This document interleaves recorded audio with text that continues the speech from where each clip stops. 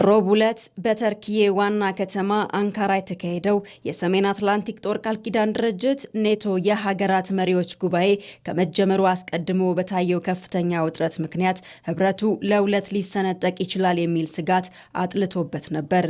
የአሜሪካው ፕሬዝዳንት ዶናልድ ትራምፕ በአጋር ሀገራት ላይ የሰነዘሩት ጠንካራ ወቀሳ፣ በኢራን ጦርነት ዙሪያ የያዙት አቋምና በግሪንላንድ ላይ በድጋሚ ያነሱት የይገባኛል ጥያቄ ጉባኤውን ውዥንብር ውስጥ ከቶት የነበረ ቢሆንም ፍጻሜው ግን ባልተጠበቀ መልኩ ሀገራቱ ጉባኤውን በጋራ መግባባት የአንድነት መልእክት አስተላልፈውበትም አጠናቀውታል።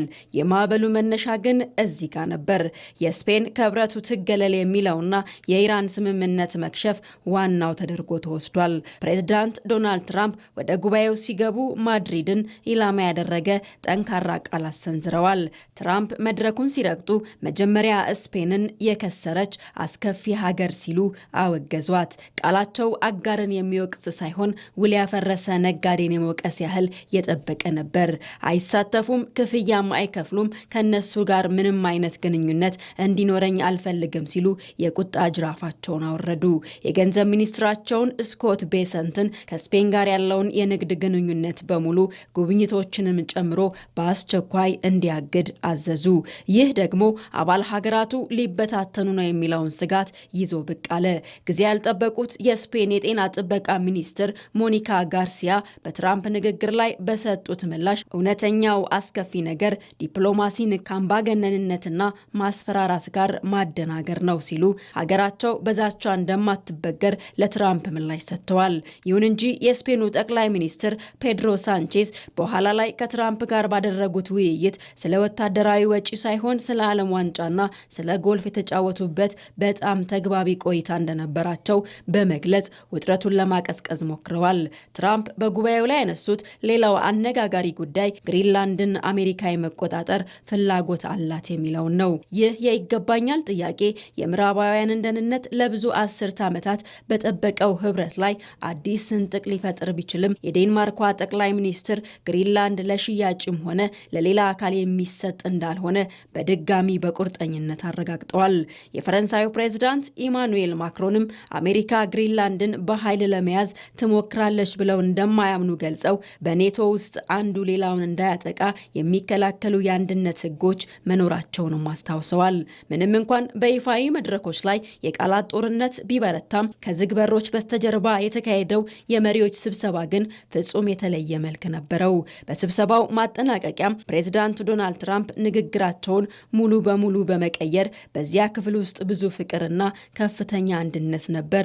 በጣም አስደናቂ ጊዜ አሳልፈናል፣ ትልቅ ስኬትም ይመስለኛል ብለዋል። There was tremendous unity in that room and I urge all nations to accelerate their plans to get the benchmark as quickly as possible. The benchmark is going to be that 5% number. That's the number it should have been for years.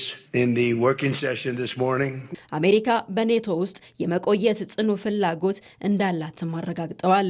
የኔቶ ዋና ጸሐፊ ማርክ ሩት ይህንን ዲፕሎማሲያዊ ሂደት ሲያብራሩ አጋሮች አንዳንድ ጊዜ በጥቂቱ መጣላታቸውና ከዚያም ተመልሰው መገናኘታቸው ህብረቱን የበለጠ ያጠናክረዋል ብለዋል። የሁለት ቀኑ የአንካራ ጉባኤ ማጠቃለያ መግለጫ ታዲያ ኔቶ ከመቼውም ጊዜ በላይ የጠነከረ መሆኑን ለማሳየት የሞከረባቸው በርካታ ውሳኔዎችን አሳልፏል። አንደኛው መሪዎቹ በአንዱ የኔቶ አባል ላይ የሚሰነዘር ጥቃት በሁሉም ላይ የተሰነዘረ ጥቃት ተደርጎ እንደሚወሰድ የሚገልጸውን የጋራ መከላከያ ስምምነት ጽኑና የማይናወጥ መሆኑን በድጋሚ ያረጋገጡበት ሲሆን የኔቶ አባል ሀገራት ለዩክሬን የሚሆን የ80 ቢሊዮን ዶላር ወታደራዊ እርዳታ ለመስጠትም ቃል ገብተዋል።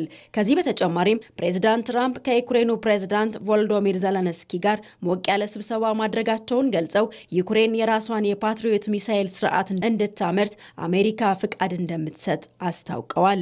ይህ ውሳኔ የሩሲያን የአየር ጥቃት ለመከላከል ለኪየቭ ትልቅ ማበረታቻ ሆኗል።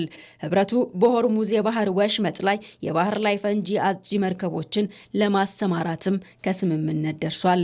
የአንካራው የኔቶ ጉባኤ በዲፕሎማሲያዊ ውጥረቶች የተሞላ ቢሆንም በመጨረሻ ግን ህብረቱ የገጠሙትን ልዩነቶች ፈቶ ይበልጥ ጠንካራ መሰረት መጣሉን ያሳየበት ሆኗል።